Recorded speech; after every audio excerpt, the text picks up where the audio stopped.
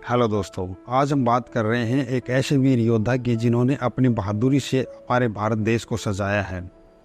आज हम जानेंगे सैम बहादुर के बारे में, जिनका पूरा नाम फील्ड मार्शल सैम मानेकशॉ था। उन्हें लोग सैम बहादुर के नाम से भी जानते हैं। अगर एक शब्द में कहें तो बहादुर एक ऐसा नाम जिसे गार्ड ड्यूटी पर तैनात एक राइफल मैन ने उन्हें तब दिया था जब वो 6/8 रेजिमेंट का दौरा कर रहे थे। जब उन्होंने गार्ड से पूछा कि आप मुझे जानते हैं, मैं कौन हूँ, तो गार्ड ने उत्तर दिया, जी हाँ, आप हैं सैम बहादुर। तब से ये नाम उनके साथ जुड़ गया और अपने 40 साल की सेना की सर्विस में उन्होंने हर बार बहादुर शब्द को परिभाषित किया है। चाहे वो मैदान में हो या बाहर, उनकी वीरता ऐसी थी जिसने इतिहास बना दिया और भारत, बांग्लादेश और पाकिस्तान का भाग्य बदल दिया। सबसे अधिक लोग 1971 के भारत पाकिस्तान के युद्ध के बाद उन्हें याद करते हैं, क्योंकि इस युद्ध में सैम बहादुर ने इतने बेहतर तरीके से भारतीय सेना को लीड किया था कि उनकी लीडरशिप और स्ट्रैटेजी ने भारत को एक नई जीत दिलाने में मदद की थी। 1971 का भारत पाकिस्तान युद्ध बांग्लादेशी मुक्ति युद्ध से शुरुआत हुआ था, जो कि एक शुरुआती दौर में पूर्वी और पश्चिमी पाकिस्तानियों के बीच का एक संघर्ष था। 1970 में पूर्वी पाकिस्तानियों ने अपने लिए एक अलग राष्ट्र की मांग की, लेकिन पाकिस्तानी सरकार उनकी डिमांड को पूरा करने में असफल रहती है।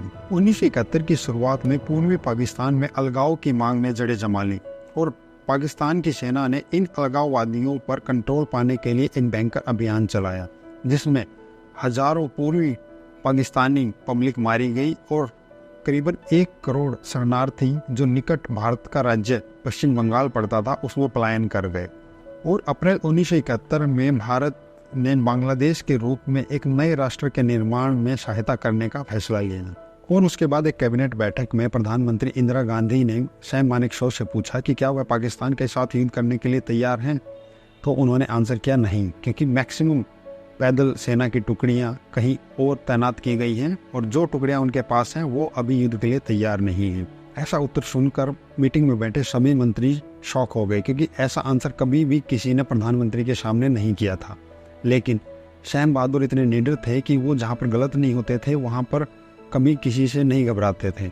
उनका मानना था खाली युद्ध हो जाने दो कहने से युद्ध नहीं होता, अपनी सेना को इतना मजबूत करना होता है, एक प्लानिंग और स्ट्रैटेजी तैयार करनी होती है, ताकि जब युद्ध हो कभी भी हमें इस बात का अफसोस न रहे कि इस कमी के कारण यहाँ पर युद्ध में यह चूक हो गई और हम हार गए। और उन्होंने मीटिंग में बैठे सभी मंत्रियों से कहा कि अगर मैं बिना प्लानिंग और स्ट्रैटेजी के युद्ध में उतरा तो 100% हार की गारंटी आपको देता हूँ। कैबिनेट बैठक के बाद प्रधानमंत्री इंदिरा गांधी ने सैम मानेकशॉ से उनकी सलाह मांगी और सैम बहादुर ने कहा कि अगर उन्हें उनकी शर्तों के बेस पे युद्ध संभालने को दिया जाए तो वो जीत की 100% गारंटी देते हैं, जिस पे इंदिरा गांधी सहमत हो गई। मानेकशॉ द्वारा बनाई गई रणनीति के बाद सेना ने पूर्वी पाकिस्तान में कई अभियान शुरू किए। आधिकारिक तौर पर भारत पाकिस्तान का युद्ध 3 दिसंबर 1971 को शुरू हुआ, जब पाकिस्तान के विमानों ने पश्चिमी देश में भारतीय सेना के ठिकानों पर बमबारी की। मानेकशॉ के नेतृत्व में सेना मुख्यालय ने युद्ध की आगे की रणनीति तैयार की। जैसे जैसे युद्ध आगे बढ़ता गया, पाकिस्तान का प्रतिरोध चरमरा गया और भारतीय सेना ने पाकिस्तानी सेना को अलग थलग कर दिया। अब सिचुएशन ये आ गई कि पाकिस्तानी सेना को पीछे हटना पड़ रहा था। भारतीय सैनिकों के हमलों और कई मीटिंग और सजेशंस के बाद पाकिस्तान ने युद्ध रोकने का फैसला किया और 15 दिसंबर को पाकिस्तान ने अपने सैनिकों को आत्मसमर्पण करने का निर्णय लिया। लेकिन मानेकशॉ ने उत्तर दिया कि वह युद्ध तभी रोकेंगे जब 16 दिसंबर को सुबह के 9 बजे से पहले पाकिस्तानी सैनिक भारतीय सैनिकों के सामने आत्मसमर्पण कर देंगे। बाद में पाकिस्तान के अनुरोध पर यह समय सीमा दोपहर के 3 बजे तक बढ़ा दी गई। 16 दिसंबर 1971 को lieutenant general Amir Abdullah Niazi Khan द्वारा आत्मसमर्पण के डॉक्यूमेंट्स पर ऑफिशियली साइन किए गए। यह युद्ध 12 दिनों तक चला, जिसमें अराउंड 94,000 पाकिस्तानी सैनिकों को बंदी बनाया गया था। इस युद्ध के परिणाम स्वरूप एक नए राष्ट्र के रूप में बांग्लादेश का जन्म हुआ। 1971 के युद्ध की जीत के बाद गांधी ने मानेकशॉ को फील्ड मार्शल के रूप में प्रमोशन देने और उन्हें चीफ ऑफ डिफेंस स्टाफ के रूप में नियुक्त करने का फैसला लिया। लेकिन वायुसेना और नौसेना के कई कमांडरों के आपत्तियों के बाद यह नियुक्ति रद्द कर दी गई ऐसा महसूस किया गया कि मानेकशॉ के थल सेना में होने के कारण वायुसेना और नौसेना में डिफ्रेंशिएट आ सकता है, और इसके अलावा राजनेताओं को लगा कि यह फैसला उनके प्रभाव को रक्षा मुद्दों पर कम कर सकता है। हालांकि मानेकशॉ को जून 1972 में रिटायर होना था, लेकिन उनके कार्यकाल की अवधि 6 महीने के लिए बढ़ा दी गई और मानेकशॉ को 1 जनवरी 1973 को सेना में और राष्ट्र के लिए उत्कृष्ट सेवाओं के बेस पर फील्ड मार्शल के लिए नियुक्त किया गया।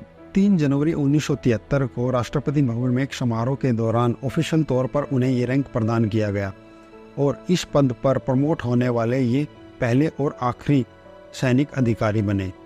सैम मानेकशॉ का जन्म 3 अप्रैल 1914 को अमृतसर, पंजाब के एक पारसी परिवार में हुआ था। उनका बचपन आर्मी कंटोनमेंट्स में बीता और उनका जुनून भारतीय सेना में भर्ती होने के लिए बढ़ता चला गया। साल 1932 में इंडियन मिलिट्री अकेडमी में उन्होंने प्रवेश किया, जहां से उनकी जर्नी की शुरुआत होती है। भारत देश के प्रति उनकी सेवा के लिए भारत के राष्ट्रपति ने 1972 में उन्हें पद्म भूषण से भी सम्मानित किया था और मानेकशॉ लगभग 40 साल के अपने सैन्य करियर के बाद 15 जनवरी 1973 को रिटायर हुए और उसके बाद तमिलनाडु के कुन्नूर शहर में जाकर अपनी फैमिली के साथ बस गए।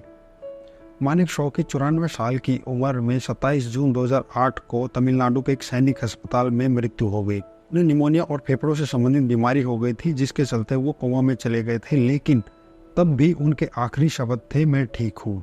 उन्हें तमिलनाडु के ऊटी में पारसी कब्रिस्तान में उनकी पत्नी की कब्र के बगल में सैन्य सम्मान के साथ दफनाया गया था। 1971 में मानेकशॉ के लीडरशिप में मिली जीत की याद में हर साल देश में 16 दिसंबर को विजय दिवस मनाया जाता है। तो दोस्तों, आज हमने सैम बहादुर के बारे में जाना, जिनकी वीरता, देशभक्ति और लीडरशिप से हमें बहुत कुछ सीखने को मिलता है। अगर ये वीडियो आपको अच्छी लगी तो प्लीज़ लाइक, कमेंट और सब्सक्राइब ज़रूर करें। Thank you.